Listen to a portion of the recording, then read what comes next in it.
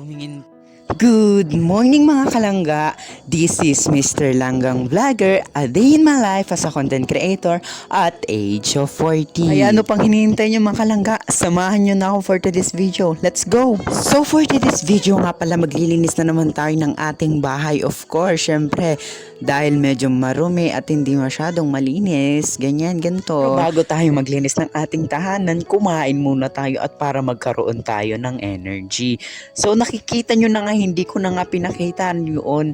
Yan, tapos na nga yung paglilinis ko dyan at tatapusin ko na din sa aking kwarto. At ang ating morning routine, hindi yan mawawala. Syempre guys, dahil kahit kaunti lang ang ating halaman, diligan pa rin natin ito para mabuhay. So nakikita nyo nga dyan yung kaibigan ko at nakikita nyo yung napakaganda naming bahay. So pumunta muna ako sa bahay ng mga kaibigan ko at makikipagbanding muna ako. Nakikita nyo pa nga dyan, may pasayaw-sayaw pa nga ako na parang tanga. So guys, hapon na tong araw na to, hindi ko na nabidyoan ang aking tanghali at hindi ko na binidyoan kung anong ulam namin nung tanghali.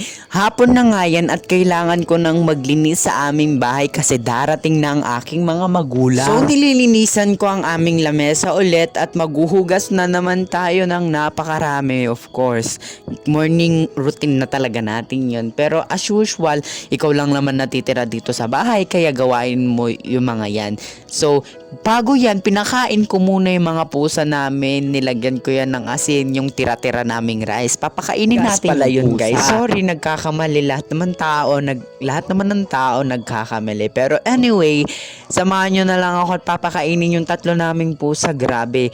Ang babaw ng tae pala ng mga pusa. Pero worth it naman kasi ang babait nila. At saka, ayun, ang cute nila, guys. So, nilagay ko na nga pala sa pagkainan ng mga pusa ang ating isasalin. So nakikita nyo yung mga hugasin dyan, maghuhugas ulit tayo guys. Hindi yan pwedeng mawawala kahit kaunti lang hugasin kasi darating na sila. So kaunti lang naman yung hugasan natin kaya wag ka na magreklamo, Billy, hugasan mo na yung mga yan. So hinugasan ko na nga yung mga kutsara, unahin natin yan kasi maliliit lang.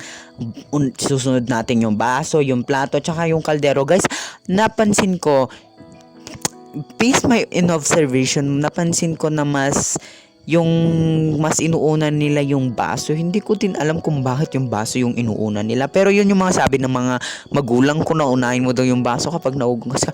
Diyos ko, may pauna-una ka kung pwede mo naman unahin lahat. So, sabi ko nga sa sarili ko, may nakalimutan akong bagay. Magsayang sana ako ng rice. Kaso yun, wala nga kaming bigas. Magsasaing sana kaso wala kaming bigas at baka mamaya magalit na naman sa akin sila Mother Earth at saka si Father Earth.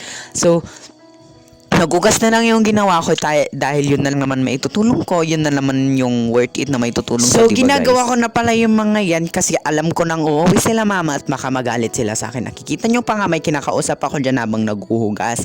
Siyempre, hindi yan mawawala ang kwentuhan. So inuna ko na yung mga platito, kutsara, baso, plato at iba pa. At mga kaldero guys, nahihirapan ako sa kaldero lalo na sa pagkiskis.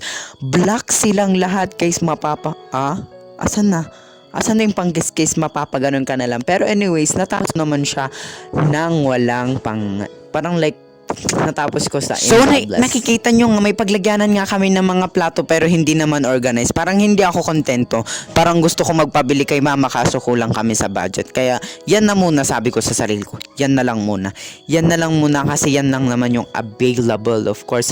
And guys, hindi ko na malayan, may nagsundo na naman sa akin. Papunta kami magdudoktrina o sisimba kami or mag-aaral kami salita ng Diyos. So ako muna yung una nilang sinundo kasi malapit lang naman yung bahay ko at sinama nila ako na susunduin yung isa pang kailangan sunduin.